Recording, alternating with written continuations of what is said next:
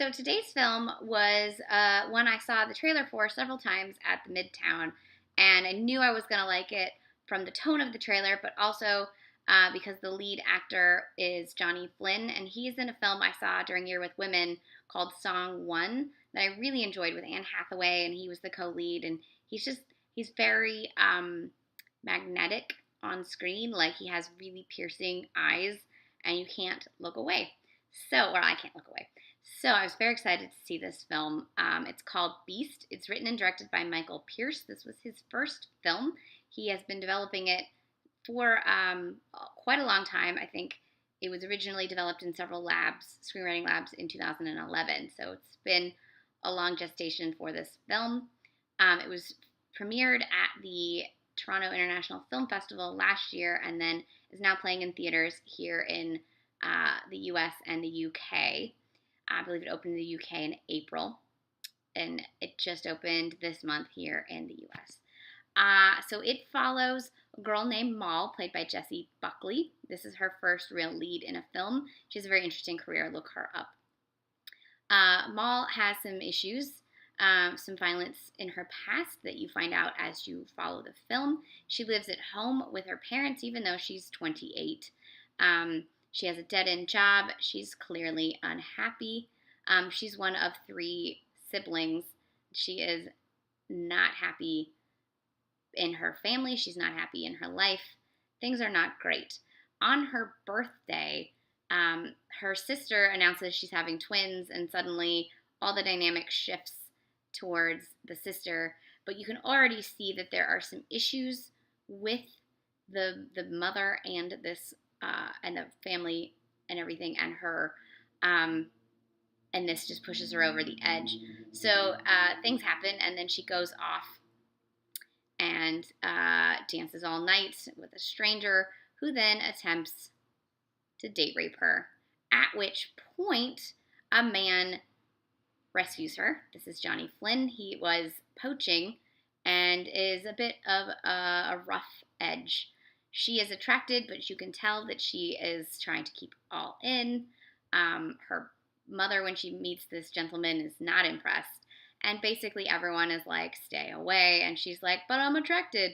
And their chemistry is off the chain. So, like, it's there. So things happen, and they're in Jersey. It's an island in the UK, if you don't know that. It's where the best milk cows come from. There's also a serial murderer rapist floating around this island. In the last 4 years, 4 girls have gone missing. The most recent victim went missing on the night of her birthday, which is the night that she met Pascal, played by Johnny Flynn. The rest of the film goes through them becoming lovers, her family fighting against this, you seeing how terrible her family really is, but also the fact that he is the prime suspect in this murder investigation. And so it deals with sort of dealing with your own past and your own darkness, dealing with abusive family members, and whether you can ever truly trust anyone, including your own attraction to people. What I loved about this movie was that it is so dark, but humorous, and it's a phrase I've heard described as mordant. And when I was in screenwriting school, my scripts were often described as mordant. So I like me some mordant humor. There was one scene in particular in a country club that everyone in my theater was howling. It was so good. It was like a mic drop moment. It's insanely romantic, but also sort of very critical of love in all forms, as well as passion. All of the men are awful.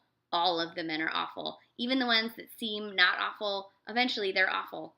All the men are awful. Most of the women are awful too, which is great.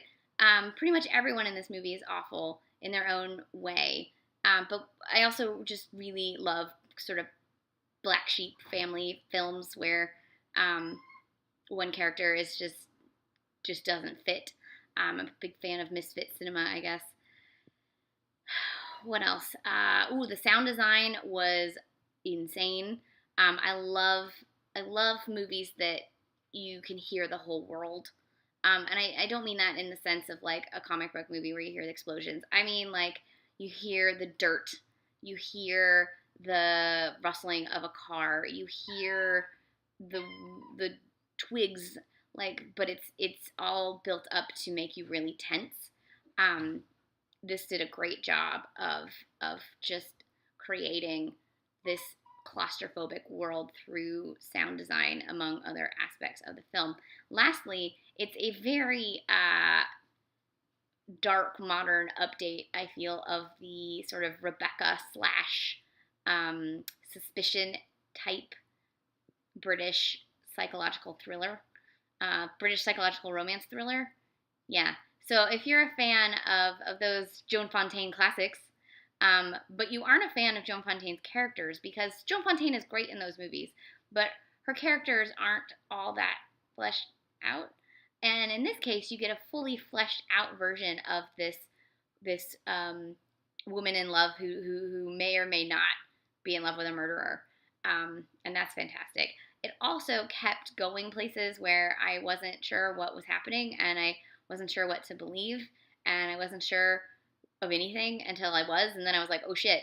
So I love a movie that'll keep me guessing.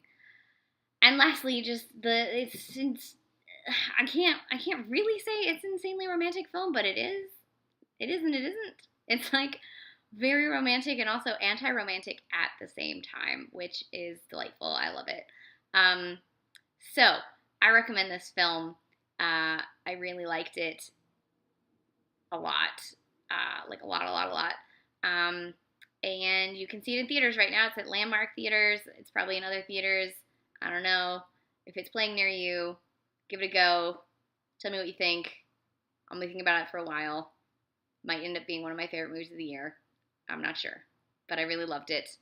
And I can't wait to see more from the lead actress, Jessie Buckley, since this is sort of her first big role. She's in that Judy film that's coming out with Renee Zellweger. And Johnny Flynn, always good. Again, if you have not seen Song 1 with Anne Hathaway, I recommend seeking that one out as well for more Johnny Flynn goodness.